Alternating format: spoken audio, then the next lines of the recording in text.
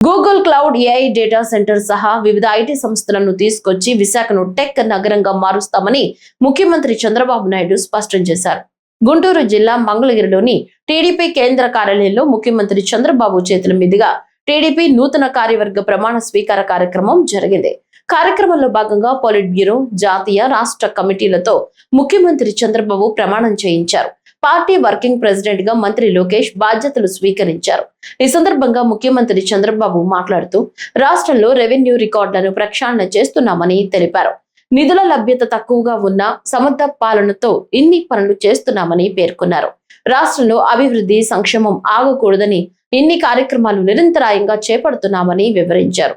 ఇచ్చిన మాట నిలబెట్టుకోవాలని ఎంతో కష్టపడి పనిచేస్తున్నామని, దేశంలోని బెస్ట్ పాలసీలను రాష్ట్రంలో అమలు చేస్తున్నామని తెలిపారు. దేశం పార్టీ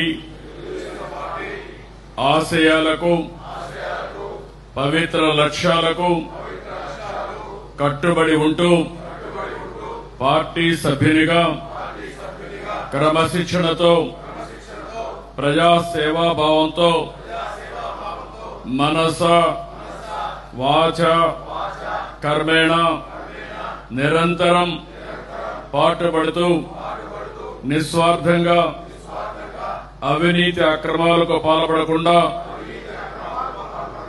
దీక్షా దర్శనతో, అంకిత భావంతో తెలుగుదేశం ప్రతిష్టను, ప్రతిపత్తిని పరిరక్షించేందుకు ఎల్లప్పుడూ కృషి చేస్తూ పార్టీ మరియు ప్రజలు నాపై ఉంచిన విశ్వాసాన్ని వమ్ము చేయకుండా నిత్య చైతన్యంతో పార్టీకి ఉజ్వల భవిష్యత్తు కల్పించేందుకై నా వంతు కర్తవ్యాన్ని, విధులను బాధ్యతాయుతంగా నిర్వహించగలనని ప్రమాణం చేస్తున్నాను.